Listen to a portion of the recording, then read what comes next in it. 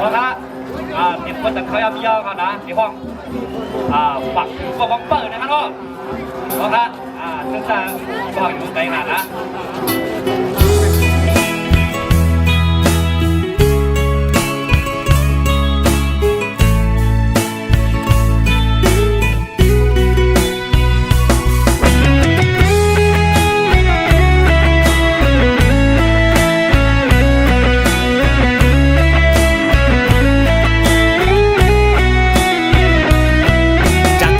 ก็นา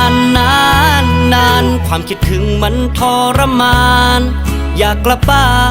นทุกวินาทีผ่านวันเวลาเดินนานเป็นปีใจดวงนี้ก็ยังคิดถึงแต่เธอ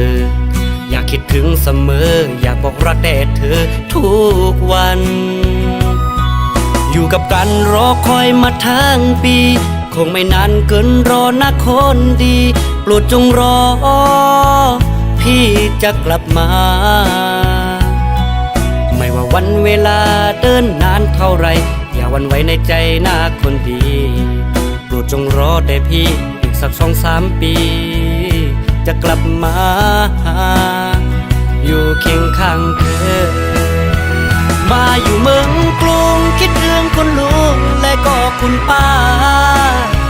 คิดถึงบ้านนาที่เราจากมาทุกวันฝากเธอดูแลทั้งพ่อและแม่ได้ไหมคนดีอีก2-3 ปีพี่จะกลับมาอยู่เคียงคู่เธอ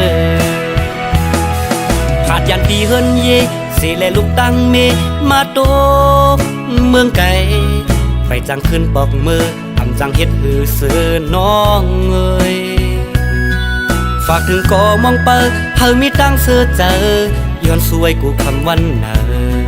เธออยู่ดีมีแหงก่อนปีหักแปงกูคำวันเนอเธอมีตั้งเสือเจอฝากสู่ลุ่มลาเธอด้วยถึงป้าพ่อแม่สองเจ้าจอยเด็กนำหุงข้าวปั่นพ่อแม่สองเท่าเขาให้กินอิ่มทำถึงวัน1 ปีที่บอกมาอยู่จำหิมสู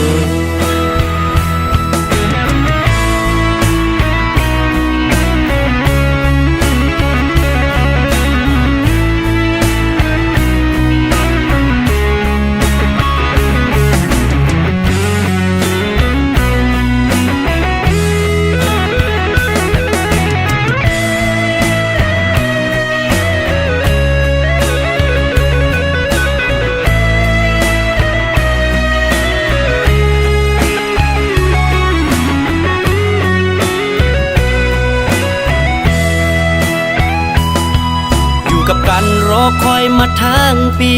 คงไม่นานเกินรอนะคนดีโปรดจงรอพี่จะกลับมา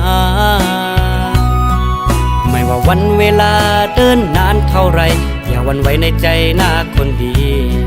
โปรดจงรอแต่พี่อีกสัก2-3 ปีจะกลับมาอยู่เคียงข้างเธอ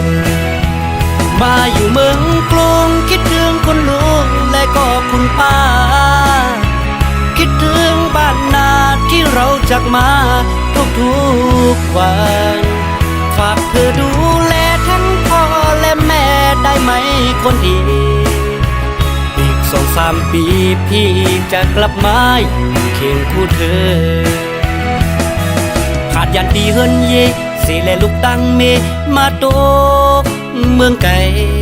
ไปจังขึ้นปอกมือทำจังเฮ็ดหือเสือน้องเอ้ยฝากถึงก็มองเปิดเธอมีตั้งเสือเจอย้อนสวยกูคำวันเนอ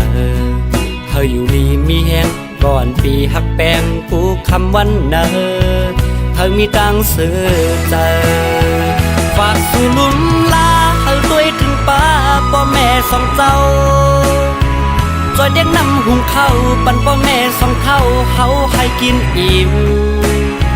ทำถึงวัน1 ปีที่บอกมาอยู่จำหิมสูทำถึงวัน1 ปีที่บอกมาอยู่จำหิมสู